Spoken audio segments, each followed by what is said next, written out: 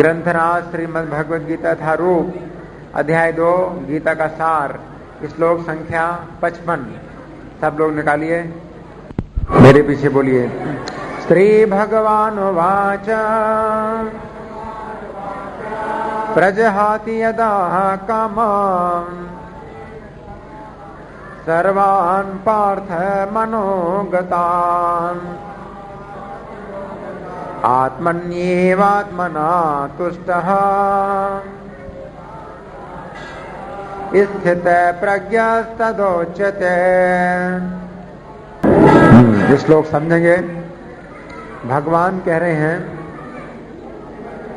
प्रजहाति यदा कामान सर्वान् पार्थ मनोगतान। भगवान अर्जुन से कह रहे हैं स्थित प्रज्ञ व्यक्ति कैसा होता है। भगवान कह रहे हैं यदा, जिस समय वो त्याग देता है उन कामनाओं को जो मनोगत हैं, मन के अंदर घुसी हुई हैं। हाँ? बहुत सी कामनाएं मन के अंदर घुसी हुई हैं। हाँ? तो उनको जब त्याग देता है तो फिर वो स्थिर प्रज्ञ कहलाता है, उसकी बुद्धि स्थिर हो जाती है। जब तक कामनाएं मन के अंदर घुसी हैं तब तक उसकी बुद्धि स्थिर नहीं होती है। हाँ? बुद्धि चंचल रहती है। हाँ? तो कामनाओं को, यानी भौतिक कामनाएं, जो इंद्रिय तृप्ति कामनाएं हैं, उनको जब वो त्याग देता है, मन से त्याग देता है, हाँ? तो स्थिर बुद्धि होता है। आत्मन्येव आत्मना तुष्टः, तो अपने अंदर ही अपने द्वारा संतुष्ट है। आत्मा में ही आत्मा के द्वारा संतुष्ट है। तो एक आत्मा का मतलब जीवात्मा और दूसरा आत्मा का मतलब मन। हाँ? तो अपने स्थिति में, यानी अपने स्वरूप में जिसका मन संतुष्ट है तो वो स्थिर प्रज्ञ कहलाता है, स्थिर बुद्धि कहलाता है। अब हम सुनेंगे प्रभुपाद जी तात्पर्य में क्या लिखते हैं। श्रील प्रभुपाद की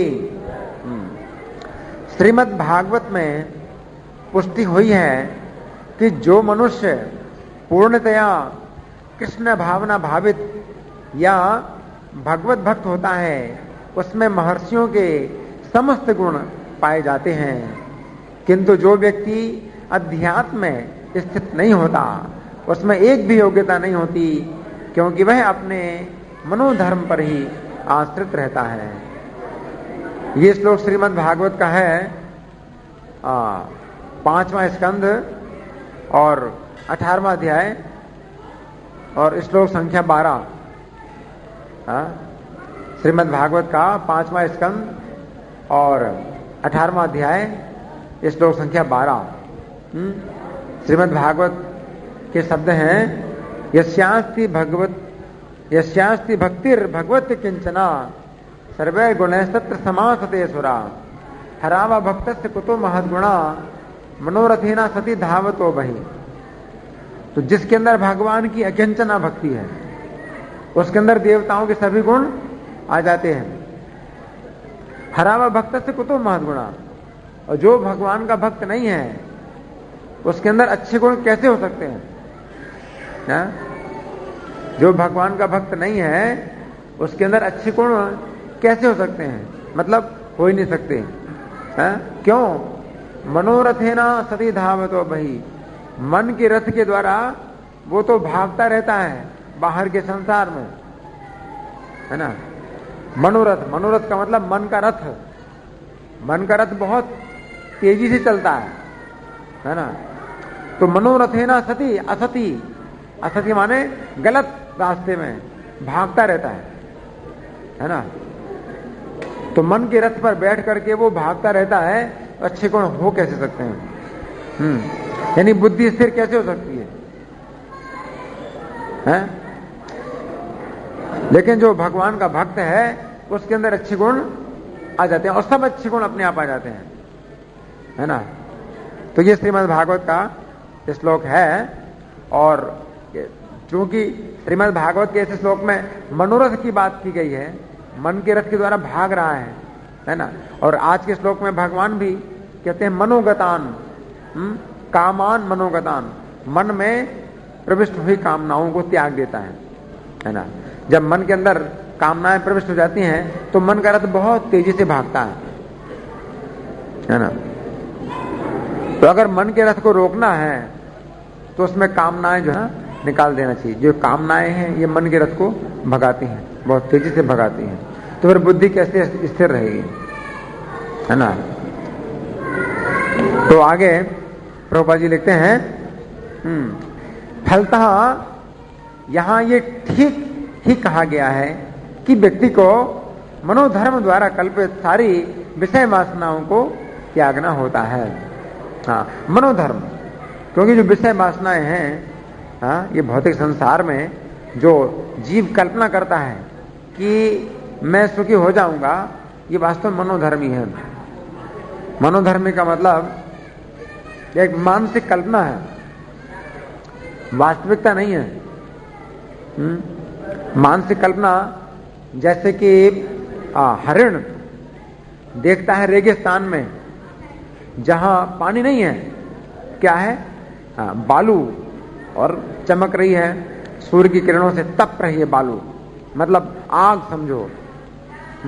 सूर्य की किरणों से बालू में आग पैदा हो रही है और उसको दिखाई दे रहा पानी वहां पर, है ना।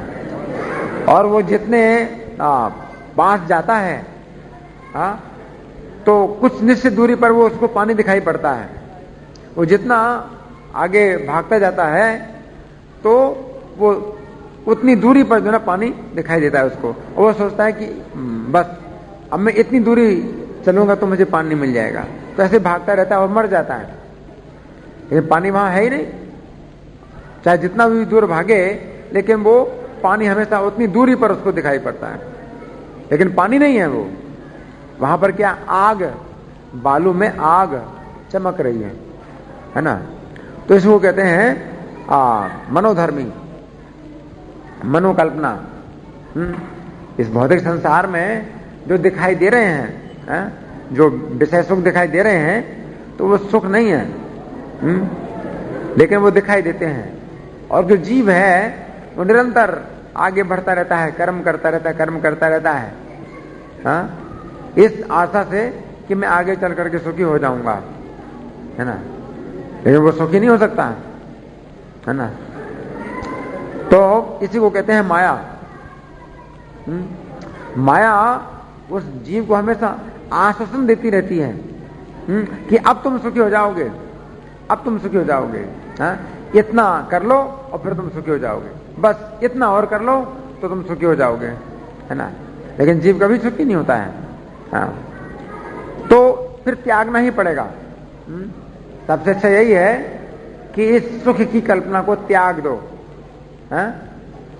आत्मन्येव आत्मना तुष्टः, तो भगवान की कथा में संतुष्ट हो जाओ, भगवान के श्रवण कीर्तन में संतुष्ट रहो, है ना।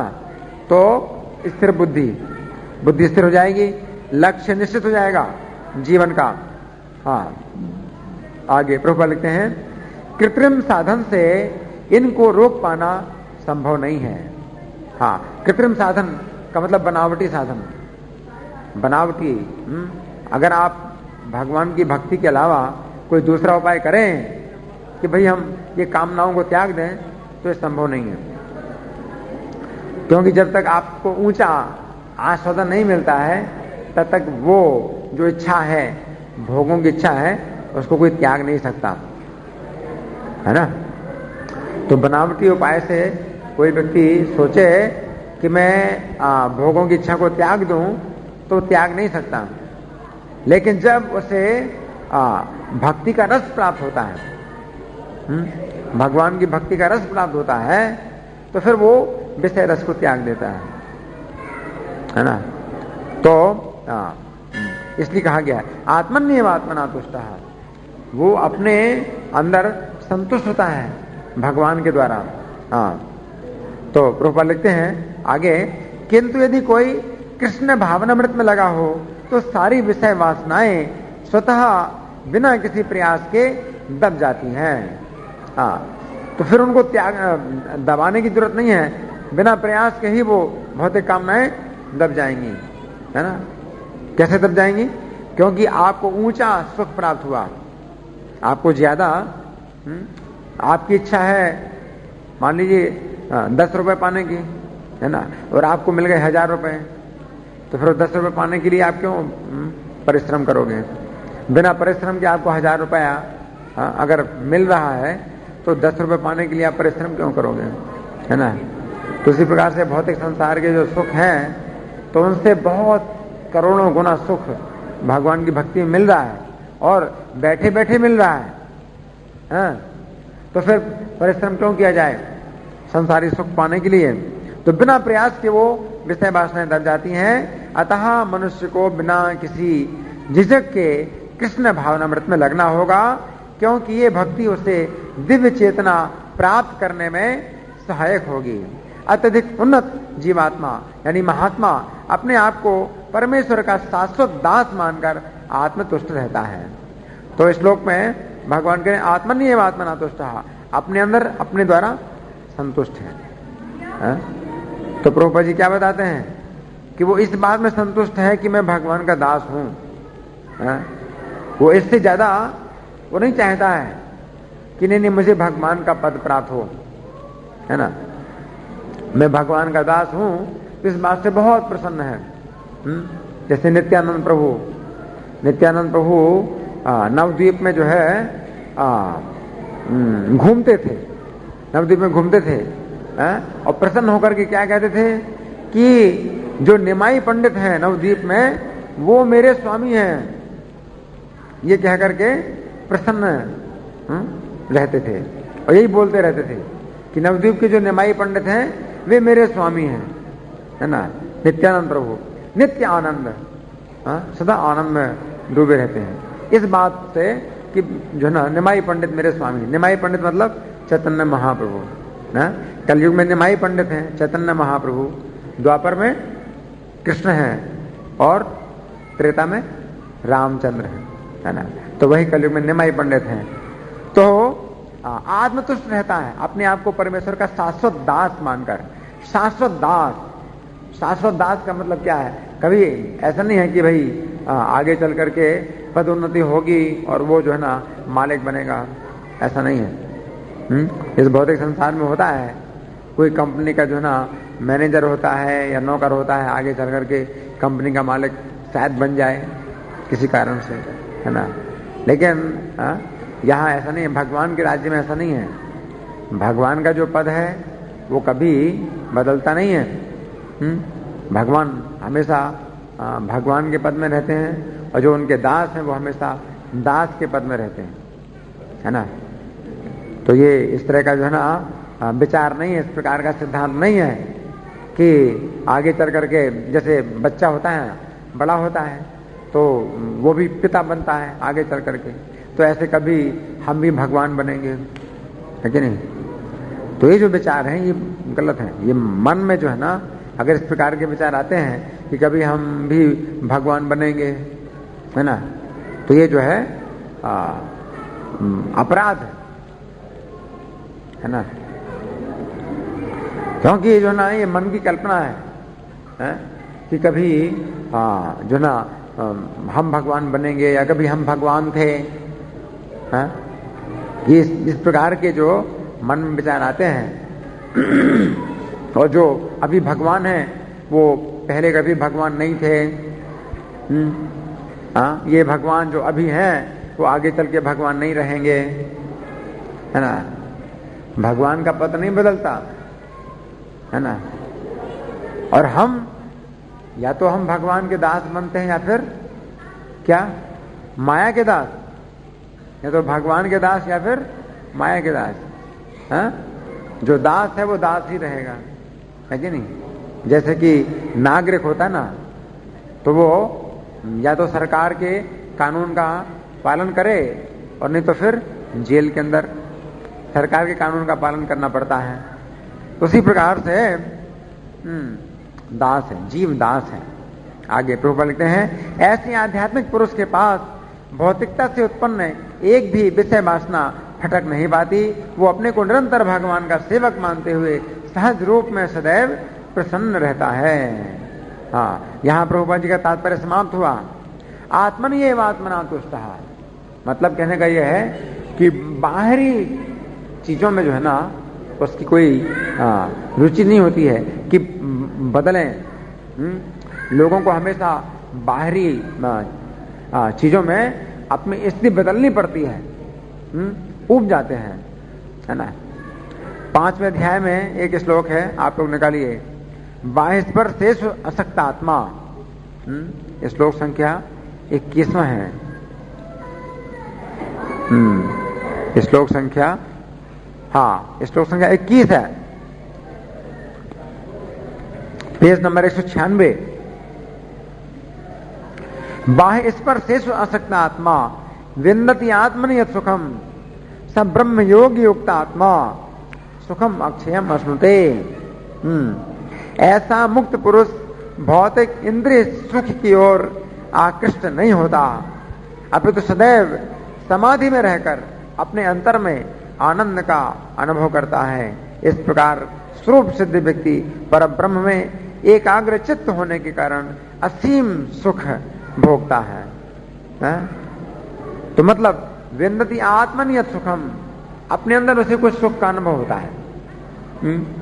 अब अपने अंदर कुछ सुख का अनुभव होता है, वो कोई व्यक्ति जाने ना जाने, लेकिन इतना समझो कि बाहर की चीजों में जो है ना उसकी रुचि नहीं होती है। बाहर की चीजें लोग जो है ना बहुत महत्व देते हैं बाहर की चीजों को। जैसे सिनेमा देखना, है ना, अभी तो इतने ज्यादा वे आश्रित हैं बाहर की चीजों में कि वे सोचते हैं कि जीना ही संभव नहीं है, फिर कैसे जिएंगे? अगर सिनेमा नहीं देखेंगे तो कैसे जिएंगे? क्लब में नहीं जाएंगे तो कैसे जिएंगे, है ना। तो उनका तो ये जो है ना ये जीवन है। डिस्को डांस, है ना, तो बहुत सी चीजें हैं ऐसी। लेकिन जब वो देखते हैं कि हरे कृष्ण के जो भक्त हैं ये ना तो नशा करते हैं और ना व्यभिचार करते हैं, ना मांसाहार करते हैं, तो वे लोग सोचते हैं कि पता नहीं फिर इनका कैसा जीवन है। तो सोचते हैं कि फिर ये लोग जो है कुछ मतलब बड़े उदास होंगे, बड़े दुखी होंगे।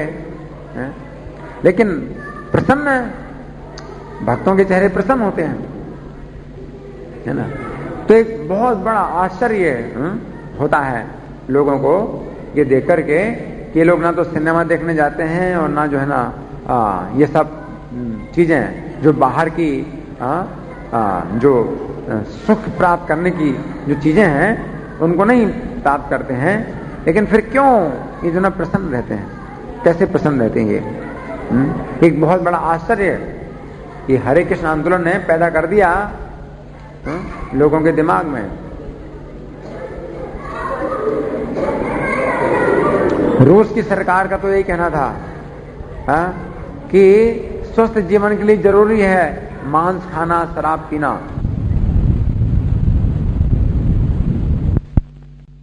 इस आंदोलन जब फैला तो एक बहुत बड़ी क्रांति पैदा हुई रूस में, और देखा गया कि ये लोग जो हैं कितना आनंद ले रहे हैं, कितने सुखी हैं। तो इससे जो है रूस की सरकार को डर पैदा हो गया, रूस की सरकार को डर पैदा हो गया। और फिर उन्होंने हरे कृष्ण वालों को तोड़ना शुरू कर दिया और उनको कैद करना शुरू कर दिया। तो फिर काफी लंबी घटनाएं हैं ये सब। लेकिन आगे चल करके फिर क्या हुआ कि विजय हुई किसकी? परम विजय थे श्री कृष्ण संकीर्तनम। हरे कृष्ण की विजय हुई और हरे कृष्ण आंदोलन को मान्यता मिली। तो ये जो है ना रहस्य है। अब श्रीमद् भागवत में भी कुछ बातें इसी प्रकार की हैं। भगवान कपिल देव अपनी माता देवहूति को समझा रहे हैं। श्रीमद् भागवत का तीसरा स्कंद है, 25वां अध्याय है, श्लोक संख्या 26 है। कपिल भगवान कहते हैं, भक्त्या पुमान जाते विराग इंद्रियां दृष्ट श्रुतान मन रचनानुचिंतया चित्तस्य यतो ग्रहणे योगे योक्तो यतिष्यते रज्जुभिर्योग मार्गे। इस प्रकार भक्तों की संगति में सतर्कता पूर्वक भक्ति करते हुए मनुष्य को भगवान की लीलाओं के विषय में निरंतर सोचते रहने से इस संसार में इंद्रिय तृप्ति के प्रति अरुचि उत्पन्न हो जाती है। भक्तों के संग में जब भगवान की कथा सुनते रहते हैं, तो क्या होता है, संसार की इंद्रिय तृप्ति के प्रति अरुचि उत्पन्न हो जाती है। कृष्ण भक्ति की ये विधि सबसे सरल योग विधि है, सबसे सरल योग विधि है।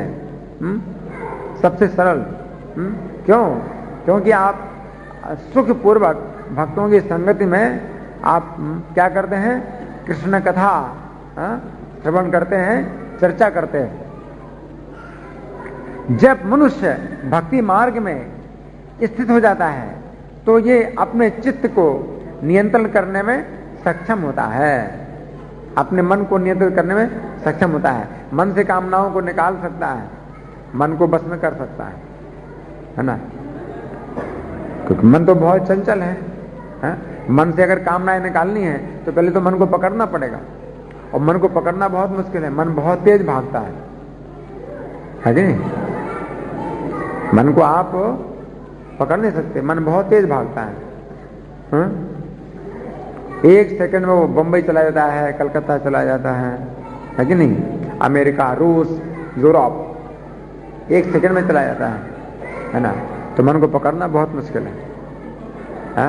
और फिर जब मन को आप पकड़ें तब तो कामनाएं निकालें, है कि नहीं? तो फिर कैसे, है ना। लेकिन अगर भक्ति मार्ग में स्थित हो जाए तो बड़ी आसानी से मन को वो पकड़ सकता है। तात्पर्य में प्रभुपाद लिखते हैं, सभी शास्त्रों में लोगों को पवित्र ढंग से कर्म करने के लिए प्रोत्साहित किया गया है, जिससे ये इंद्रिय तृप्ति का सुख भोग न केवल इसी जीवन में अपितु अगले जीवन में भी कर सकें। उदाहरण के लिए यदि कोई पुण्य कर्म करता है तो उसे स्वर्ग की प्राप्ति बताई जाती है कि स्वर्ग की प्राप्ति होगी। सभी शास्त्रों में बताया गया। यहां तक कि जो कुरान है ना, उसमें भी लिखा हुआ है कि मतलब जन्नत में कितनी सुख और सुविधाएं हैं, है ना, वो सब बताया गया है। और बाइबल में भी बताया गया है हेवन, है ना, तो हेवन में कितनी सुख और सुविधाएं, जीवन कितना सुखी है, सब प्रकार की सुविधाएं हैं। और सब शास्त्रों में बताया गया है ये कि आप स्वर्ग प्राप्त करेंगे, भोगेंगे।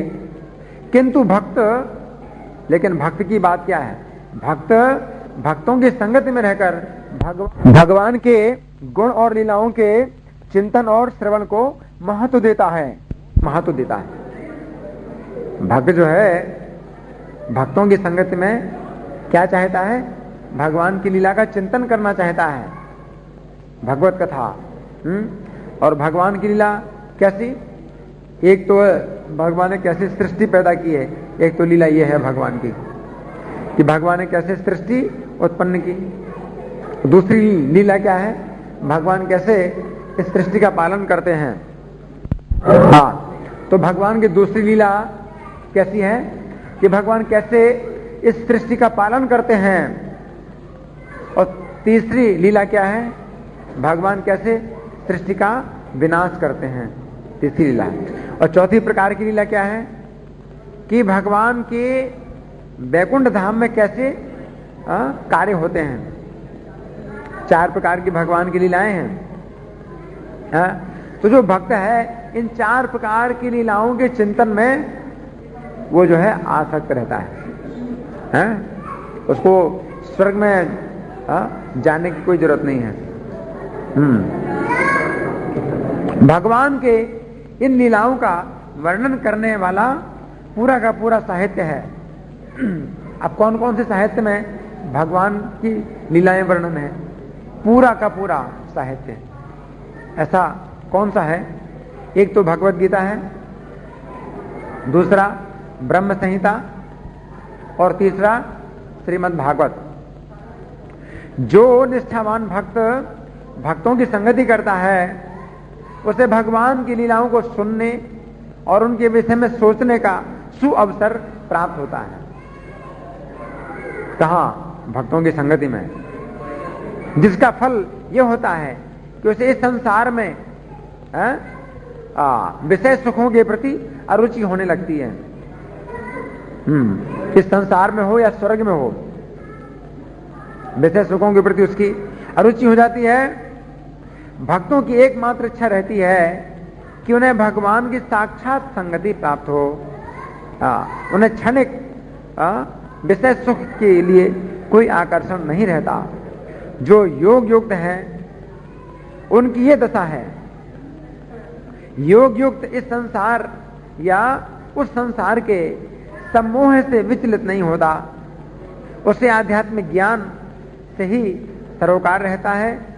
ये अलौकिक स्थिति सबसे सरल विधि द्वारा अर्थात भक्ति योग द्वारा सरलता से प्राप्त की जा सकती है।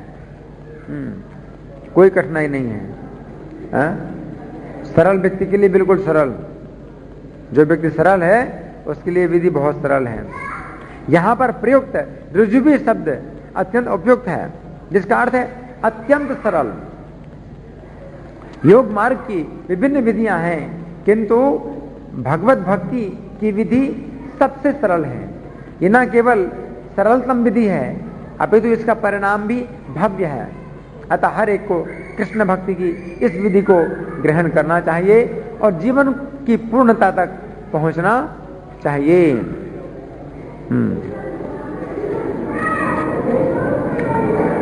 अब 23वां श्लोक है। कपिल भगवान कहते हैं, मदाश्रया कथामृष्टाम शृण्वन्ति कथयन्ति चाम तपन्ति विविधास्तावाम नेताम मनगत चेतसः। भगवान कह रहे हैं, निरंतर मेरे कीर्तन और श्रवण में लगे रहकर साधुगण किसी प्रकार का भौतिक कष्ट नहीं पाते, क्योंकि वे सदैव मेरी लीलाओं तथा कार्यकलापों के विचारों में ही मग्न रहते हैं। तो किसी प्रकार का क्लेश नहीं उनको होता। तात्पर्य में प्रभु लिखते हैं, इस संसार में नाना प्रकार के क्लेश हैं, शारीरिक, मानसिक, अन्य जीवों द्वारा पहुंचाए जाने वाले और प्राकृतिक उत्पातों से मिलने वाले, है ना। 3 प्रकार के क्लेश हैं। आध्यात्मिक क्लेश जो अपने शरीर और मन से प्राप्त होते हैं, और आदि भौतिक क्लेश दूसरे जीवों के द्वारा प्राप्त होते हैं, और आदि दैविक क्लेश जो प्राकृतिक उत्पातों से प्राप्त होते हैं। तो ये 3 प्रकार के क्लेश हैं, आध्यात्मिक, आदि भौतिक और आदि दैविक। और श्रीमद् भागवत इन तीनों तापों को दूर करने वाला है। किंतु साधु ऐसे कष्टों से विचलित नहीं होता, क्योंकि उसके मन में सदैव कृष्ण भक्ति भरी रहती है। इसलिए वो भगवान के कार्यकलापों के अतिरिक्त अन्य किसी की चर्चा नहीं करना चाहता। महाराज अम्बरीश भगवान की लीलाओं के वर्णन के अतिरिक्त कुछ भी नहीं बोलते थे। वचांसि वैकुंठ गुणानुवर्णने भागवत 9:4-18। वे अपनी वाणी का सदुपयोग केवल श्री भगवान के गुणगान में करते थे। साधुगण सदैव भगवान या उनके भक्तों के कार्यकलापों के विषय में सुनने के लिए उत्सुक रहते हैं। कृष्ण भक्ति से भरे रहने के कारण उन्हें भौतिक क्लेश भूले रहते हैं। सामान्य बद्ध जीव भगवान के कार्यकलापों को भुला देने के कारण सदैव चिंताओं से पूर्ण रहते हैं। इसके विपरीत चूंकि भक्तगण सदैव भगवान की कथाओं में लगे रहते हैं, अतः वे संसार के कष्टों को भूले रहते हैं। फिर श्लोक संख्या 24 में कपिल भगवान कहते हैं, तएते साधवः साध्वी सर्वसंग विवर्जिता संगस्ते सतते प्रार्थ्या संग दोष हराहिते। हे माता, हे साध्वी, ये उन महान भक्तों के गुण हैं जो समस्त आसक्ति से मुक्त हैं। तुम्हें ऐसे पवित्र पुरुषों की संगति करनी चाहिए, क्योंकि ये भौतिक आसक्ति के समस्त कुप्रभाव को हरने वाली है। तात्पर्य में प्रभु लिखते हैं, यहां पर कपिल भगवान अपनी माता देवहूति को उपदेश देते हैं, यदि वो भौतिक आसक्ति से मुक्त होना चाहती हैं तो उन्हें साधुओं के प्रति आसक्ति बढ़ानी होगी। भगवत गीता में 15:5 बताया गया है कि भगवत धाम जाने का अधिकारी कौन है। ये 15वें अध्याय का 5वां श्लोक है भगवत गीता में। भगवान कहते हैं, निर्माण मोहा जित संग दोषा। मतलब जो भौतिक संपत्ति के अभिमान से रहित है, भले ही कोई कितना धनवान या प्रतिष्ठित क्यों ना हो, किंतु यदि वो भगवान के धाम को जाना चाहता है तो उसे अपने वैभव का गर्व छोड़ना पड़ेगा, क्योंकि झूठी प्रतिष्ठा है। जितनी धन संपत्ति है किसी के पास, इसका कोई भी विचार नहीं किया जाता है। उसके केवल कर्म देखे जाते हैं कि उसने कैसे कर्म किए हैं, और वो अपने कर्मों को साथ में लेके जाता है। बाकी कोई विचार नहीं होता किसी की भी भौतिक संपत्ति का। तो मोह है का मतलब झूठी धारणा कि मैं धनी हूं या निर्धन हूं, ये मोह कहलाता है। ये धारणा कि कोई अत्यंत धनवान है या निर्धन है, ये झूठी धारणा है, क्योंकि स्वयं ये शरीर झूठा और नाशमान है। जो शुद्ध जीव इस भौतिक बंधन से मुक्त होना चाहता है, उसे पहले प्रकृति के 3 गुणों के संसर्ग से मुक्त होना चाहिए। इस समय हमारी चेतना 3 गुणों के कारण कलुषित हो चुकी है, इसलिए भगवत गीता में इसी सिद्धांत का कथन हुआ है। कहा गया है, जित संग दोषा, अर्थात मनुष्य को प्रकृति के 3 गुणों की संगति से मुक्त होना चाहिए। श्रीमद् भागवत में भी यहां पर इसी की पुष्टि हुई है। शुद्ध भक्त जो अपने को भगवत धाम पहुंचाना चाहता है, वो प्रकृति के 3 गुणों के संसर्ग से भी मुक्त हो जाता है। हमें ऐसे ही भक्तों की संगति ढूंढनी चाहिए। इसी कारण से हमने अंतर्राष्ट्रीय श्री कृष्ण भावनामृत संघ का शुभारंभ किया है। अंतर्राष्ट्रीय श्री कृष्ण भावनामृत संघ जो है ना, ये किस लिए है? ऐसे भक्तों की संगति प्राप्त करने के लिए है जो तीनों गुणों के संसर्ग से मुक्त हैं। मानव समाज में विशिष्ट प्रकार की शिक्षा या चेतना उत्पन्न करने के लिए अनेक संगठन है, किंतु एक भी ऐसा संगठन नहीं है जो समस्त भौतिक संगति से मुक्त होने में सहायक हो, ये अंतर्राष्ट्रीय कृष्ण भावनामृत संघ ही एक ऐसा संगठन है जो भौतिक प्रकृति के गुणों से मुक्त कर सके। यदि कोई ऐसी अवस्था पर पहुंच चुका है जहां वो भौतिक कलमश से मुक्त होना चाहता है, उसे भक्तों की संगति ढूंढनी चाहिए जहां एकमात्र कृष्ण भक्ति का अनुशीलन होता है। इससे मनुष्य समस्त भौतिक संसर्ग से मुक्त हो सकता है। तो यहाँ का वातावरण दिव्य है। कोई व्यक्ति अगर यहाँ आता है तो यहाँ के दिव्य वातावरण से प्रभावित होता है। मतलब भगवान की पूजा है, भगवान की अर्चना है, भगवान का कीर्तन है, भगवान की कथा है ना, और क्या है। ये जो मंदिर का ये जो कक्ष है, इसमें बस शुद्ध कार्यकलाप होते हैं, आध्यात्मिक कार्यकलाप। तो कोई व्यक्ति अगर इसका लाभ उठाना चाहता है तो यहाँ के वातावरण में वो रह सकता है। चूंकि भक्त समस्त भौतिक को संगति से मुक्त हो जाता है, अतः संसार के क्लेश उसे प्रभावित नहीं कर पाते। यद्यपि वो भौतिक जगत में रहता दिखाई देता है, किंतु संसार के क्लेश उसे छू नहीं पाते। ऐसा कैसे संभव है? बिल्ली के विषय में एक सुंदर दृष्टांत है। बिल्ली अपने बच्चों को अपने मुंह में दबाकर ले जाती है, और जब वह चूहों को मारती है तो उन चूहों को भी उसी मुख में रखती है, लेकिन चूहों को उस मुख में मौत दिखाई देती है। तो बिल्ली का मुंह वही है, लेकिन बिल्ली के मुंह में बिल्ली का बच्चा जाता है तो उसको सुरक्षा का अनुभव होता है। और जब चूहा जाता है बिल्ली के मुंह में तो उसको मौत दिखाई देती है ना। तो यही भौतिक जगत है, भौतिक संसार तो यही है। लेकिन भक्त को जो है इसमें भगवान की सुरक्षा का अनुभव होता है, और जो भक्त नहीं है उसको मृत्यु, है ना। तो बहुत अच्छा उदाहरण है। इस प्रकार दोनों ही बिल्ली के मुंह में जाते हैं, किंतु उनकी अवस्था भिन्न भिन्न होती है। बिल्ली के बच्चे बिल्ली के मुख में सुख का अनुभव करते हैं, किंतु जब वो चूहों को ले जाती है तो चूहों को मृत्यु का भय दिखाई देता है। इसी प्रकार जो साधु हैं अथवा जो भगवान की दिव्य सेवा में, कृष्ण भक्ति में संलग्न रहते हैं, उन्हें भौतिक क्लेशों की कलमश का अनुभव नहीं होता, किंतु जो कृष्ण भक्त नहीं होते उन्हें वास्तव में सांसारिक क्लेशों का अनुभव होता है।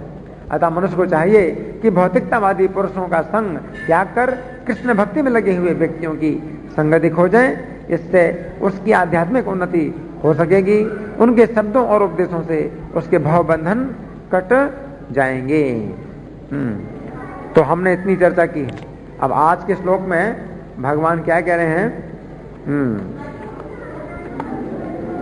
आत्मन्येव आत्मना तुष्टः, आत्मनि एव आत्मना तुष्टः, कि वो जो भक्त है वो भगवान में संतुष्ट रहता है। जैसे 6वें अध्याय में एक श्लोक है, भगवान कहते हैं यम लब्ध्वा चापरम लाभम मन्यते नाधिकम तथा। संतुष्ट होने का मतलब क्या है? किसी चीज को पाकर के आप संतुष्ट हो गए, इसका मतलब क्या हुआ कि उससे बढ़कर के और कोई लाभ आप नहीं जानते। संतुष्ट होने का मतलब क्या है? किसी चीज को पाकर के अगर आप संतुष्ट हो गए, इसका मतलब क्या हुआ? किससे बढ़कर के और कोई दूसरा लाभ नहीं मानता व्यक्ति, तो इसलिए वो कहा जाता है कि संतुष्ट है। लेकिन इस भौतिक संसार में ऐसी कोई चीज नहीं है जिसको पाकर के कोई व्यक्ति संतुष्ट हो जाए, मतलब ये सोचे कि भाई इससे बढ़कर के और कोई चीज नहीं है, ऐसा नहीं है। इस भौतिक संसार में व्यक्ति सोचता है कि चलो मैं ये चीज पालूं तो मैं संतुष्ट हो जाऊंगा, मुझे और कुछ नहीं चाहिए। लेकिन जब वो पा लेता है तो फिर देखता है कि नहीं नहीं, मुझे तो ये चाहिए, मुझे तो वो चाहिए, मतलब संतुष्ट नहीं होता। इस भौतिक संसार में कोई भी चीज ऐसी नहीं है। लेकिन हाँ लगता है ना, पत्नी, धन, मकान, कार, बैंक बैलेंस, इन चीजों को जब नहीं पाता है तो सोचता है कि मुझे ये मिल जाए तो मैं संतुष्ट हो जाऊं, मुझे और कुछ नहीं चाहिए। जब मिल जाती है तो उसको फिर दिखाई देता है बहुत कमियां दिखाई देती हैं। जो भी चीज पाना चाहता है उसको पा लेता है तो उसमें कमियां दिखाई देती हैं। नहीं नहीं, मुझे तो वो चाहिए, मुझे तो वो चाहिए, मुझे तो ये चाहिए, संतुष्ट नहीं होता। केवल एक भगवान ही एक ऐसी चीज है जिसको पाने से व्यक्ति संतुष्ट हो जाता है कि मतलब और कुछ नहीं चाहिए, मुझे और कुछ नहीं चाहिए, है ना, संतुष्ट। फिर तो वो यहां तक तैयार हो जाता है कि मुझे चाहे नरक में जाना पड़े, लेकिन मैं उनके कृष्ण के चरण कमलों का चिंतन नहीं छोड़ना चाहता, मतलब ये चीज नहीं छोड़ना मुझे। लेकिन क्या ऐसी चीज है इस भौतिक संसार में जिसमें कोई व्यक्ति इतना संतुष्ट हो कि वो नरक में जाने के लिए तैयार रहे, हर प्रकार के कष्ट भोगने के लिए तैयार रहे? नहीं। कोई चीज ऐसी नहीं है। लेकिन इतना संतुष्ट हो जाता है वो कि वो क्या कहता है, दिवि वा भुवि वा ममा सुवासो नरके वा नरकांतगे प्रकामम अवधोरित सारदार विंदो चरणों ते मरणे भी चिंतयामी। चाहे मुझे स्वर्ग की प्राप्ति हो, चाहे नरक की प्राप्ति हो, चाहे इस पृथ्वी में रहूं, अवधूरत सारदार बिंदो चरणों से मरने भी चिंतयामी। आपके चरणों का मरण काल तक चिंतन करूं, मेरी यही कामना है ना। तो ये संतुष्टि। लेकिन साथ साथ संतुष्ट नहीं भी है। तो हम चर्चा कर रहे थे, संतुष्ट होता है भगवान में और भगवान में संतुष्ट नहीं भी होता है। अब भगवान में संतुष्ट नहीं भी है, इसका क्या मतलब? जैसे भोजन से आप संतुष्ट हो जाते हैं तो आप क्या कहते हैं, अब नहीं चाहिए, है ना। तो ऐसे वो संतुष्ट नहीं होता है भगवान में, आप समझे ना। संतुष्ट होने का मतलब ये भी होता है भाई। हाँ, भोजन आप खाते खाते आप क्या कहते हो, भाई मैं संतुष्ट हो गया, अब मुझे नहीं चाहिए। तो क्या ऐसा संतुष्ट होता है कि अब वो सोचता है भाई मैंने तो अब गीता बहुत पढ़ ली, बहुत सुन ली, कृष्ण कथा बहुत सुन ली, अब मुझे नहीं चाहिए, मैं संतुष्ट हूं, अब मुझे नहीं चाहिए। ऐसा नहीं है, कभी संतुष्ट नहीं होता, कभी तृप्त नहीं होता, है ना, हमेशा अतृप्त रहता है। आत्मने आत्मना तुष्ट, संतुष्ट है और संतुष्ट नहीं भी है। तो दोनों बातें समझना चाहिए कि जो भक्त है भगवान को प्राप्त करके वो संतुष्ट होता है। किस दृष्टि से संतुष्ट होता है कि भगवान के अलावा और कोई दूसरी चीज नहीं चाहिए उसको। लेकिन भगवान को प्राप्त करके संतुष्ट नहीं भी होता वो, है? कि वो चाहे कि बस मैंने तो इतना सेवा कर ली भगवान की, अब जरूरत नहीं कुछ करने की, इतना मैंने भक्तों का संग कर लिया, अब जरूरत नहीं है, हैं? तो संतुष्ट नहीं भी होता वो, बल्कि और क्या होता है, अतृप्त होता है कि नहीं। तो इसलिए संतुष्ट होता भी है और संतुष्ट नहीं भी होता है। इन दोनों बातों को समझना चाहिए, है ना। अब किसी का कोई प्रश्न है या मैं प्रश्न करूं? हाँ, तो इस श्लोक में जो भगवान कह रहे हैं कि मन की जितनी भी कामनाएं, मन के अंदर मनोगत जो कामनाएं हैं उनको वो त्याग देता है। तो इसका क्या अर्थ है? भौतिक कामनाएं मन में जो है, मतलब क्या होता है, एक तो होता है चिंतन है, और फिर अनुभव, और फिर इच्छा। उसको अंग्रेजी में बोलते हैं थिंकिंग, फीलिंग, विलिंग। पहले चिंतन करता है, कामनाएं आती हैं, और फिर उनकी अनुभूति होती है कि इसमें ऐसा सुख, इसमें ऐसा सुख, और फिर उसके अंदर इच्छा पैदा होती है कि मैं इसको प्राप्त करना है ना। तो कामनाएं आती हैं। यहां पर ये बताया गया कि जो स्थिर बुद्धि वाला व्यक्ति है उसके भी मन में कामनाएं आती हैं। कामनाएं आती हैं और फिर चली जाती हैं, आप समझे। लेकिन जो सामान्य व्यक्ति होता है उसके दिमाग में कामनाएं आती हैं तो फिर उसका वो क्या करता है, मनन करता है, मतलब अनुभव करता है, और फिर उसके अंदर इच्छा पैदा होती है ना। गीता में दूसरे अध्याय में भगवान ने कहा है ध्याये तो विषयान पुंसा संगस्तेषु उपजायते संगात संजायते कामः, है ना। तो जैसे विषयों का चिंतन करता है, मन में कामनाएं आती हैं, है ना, तो फिर उसमें संग पैदा होता है, उनका संग होता है, और फिर संग से कामना उत्पन्न होती है ना। तो पहले वो कामनाओं का चिंतन करता है और फिर जो है उनका संग पैदा होता है, और फिर उसके अंदर फिर वो कामना जागृत होती है कि नहीं। तो कामनाएं आती हैं मन में, लेकिन उसका फिर चली भी जाती हैं, वो त्यागता रहता है, ठीक है ना। तो ऐसा नहीं है कि मतलब भौतिक कामनाएं आती नहीं है मन में। जो स्थिर बुद्धि वाला जो पुरुष है उसके मन में भी भौतिक कामनाएं आती हैं, भौतिक विचार आते हैं, भोगने के विचार हैं वो आते हैं, लेकिन आते हैं और जाते हैं, मन में ही जो है मतलब आते हैं और चले जाते हैं, वो निकालता रहता है ना। उनका जो है ना वो प्रभाव नहीं पड़ता है कि वो संग पैदा कर सकें, क्योंकि वो घुस जाता है जब जो चिंतन है अगर वो बना रहता है तो फिर उससे संग पैदा होता है, और संग से फिर कामना पैदा होती है ना। तो यहां पर भगवान ही कह रहे हैं कि वो कामनाएं मन में जो चली जाती हैं उनको वो निकालता रहता है, लेकिन अगर भरी रहेगी तो फिर जो है उससे क्या होगा, थिंकिंग से फीलिंग और विलिंग, है ना, इच्छाएं पैदा होती हैं, तो वो जो है इनसे मुक्त रहता है। अब इसका ये भी मतलब नहीं है कि वो कामनाओं से मुक्त रहता है, उसके अंदर दिव्य कामनाएं होती हैं, है ना, कि कैसे सेवा करें, कृष्ण की कैसे सेवा करें, है कि नहीं। यहाँ ये मतलब नहीं है आत्मा नहीं आत्मना तुष्ट, कि भाई वो अपने अंदर अपने आप संतुष्ट है तो मतलब वो कुछ करता नहीं है, कुछ कामना होती नहीं है, हाँ? इसका ये मतलब नहीं है। उसके अंदर कामना होती है क्या? कृष्ण की सेवा करने की, है कि नहीं? ये हरे कृष्ण महामंत्र का जाप भी अपने आप में क्या है?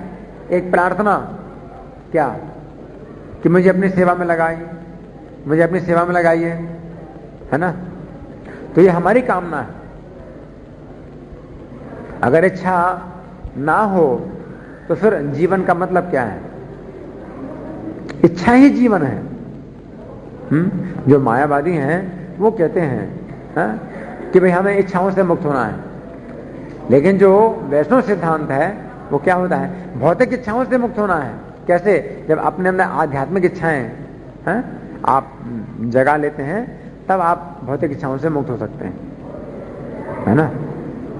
तो भक्ति के अंदर जो है इच्छाएं होती हैं, लेकिन उसको जो है निष्काम कहा जाता है इस दृष्टि से कि उसके अंदर अपनी इंद्रिय तृप्ति की इच्छाएं नहीं होती हैं, लेकिन वो उसके अंदर इच्छाएं होती हैं किस प्रकार की? भगवान की सेवा की, भगवान को कैसे प्रसन्न किया जाए, है ना? ठीक है, कोई प्रश्न और?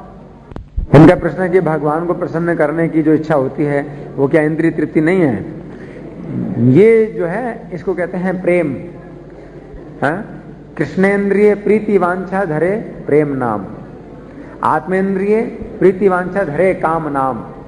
काम और प्रेम में यही अंतर है, हाँ? काम मतलब है अपनी इंद्रियों की तृप्ति, अपनी इंद्रिय तृप्ति की जो इच्छा है इसे काम कहते हैं। और कृष्णेन्द्रिय प्रीति वांछा, कृष्ण की इंद्रियों की तृप्ति की जाए, ये जो इच्छा है ये क्या है? प्रेम है ना? तो काम को प्रेम में बदलना होता है, ठीक है ना? ये जो प्रेम है वो हमारे हृदय में है पहले से ही, है ना? प्रेम में रजोगुण का संपर्क होने से काम बन जाता है ना? रजोगुण समन्भवा, काम एस क्रोध एस रजोगुण समन्भवा, रजोगुण से उत्पन्न होता है। रजोगुण का जब मिश्रण होता है प्रेम में तो वो काम बन जाता है ना? अब भक्तियों की विधि के द्वारा हम इस काम को फिर से प्रेम में बदलते हैं, है ना? तो ये कठिन है, लेकिन हाँ, इसको करना पड़ता है, संभव है ना? और कोई प्रश्न? अच्छा, तो भगवान जो कह रहे हैं कि अपने अंदर वो अपने द्वारा ही संतुष्ट रहता है, इसका मतलब क्या हुआ? कौन बताएगा? वो अपने को परमेश्वर का शाश्वत दास मानता है, इसमें संतुष्ट रहता है ना? जैसे कल हमने चर्चा की थी कि प्रभुपाद अपने को भगवान का कुत्ता कहते थे, है कि नहीं? किसी ने पूछा प्रभुपाद से कि आप भारत से यहां पर क्यों आए हैं? तो प्रभुपाद ने क्या उत्तर दिया कि जब कोई चोर किसी मकान में चोरी करता है तो मकान के अंदर रहने वाला कुत्ता तुरंत आता है भौंकने के लिए, हाँ?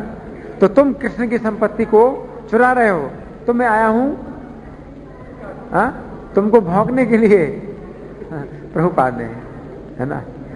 तो प्रभुपाद ने कहा कि मैं भारत से यहां क्यों आया हूं कि तुम लोग कृष्ण की संपत्ति को चुरा रहे हो, तो मैं भौंकने के लिए आया हूं। देखो, है ना?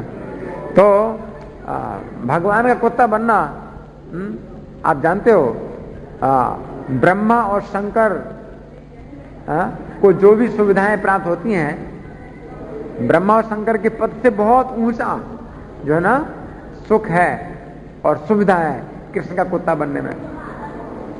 इस भौतिक संसार में ब्रह्मा और शंकर का पद बहुत ऊंचा होता है कि नहीं?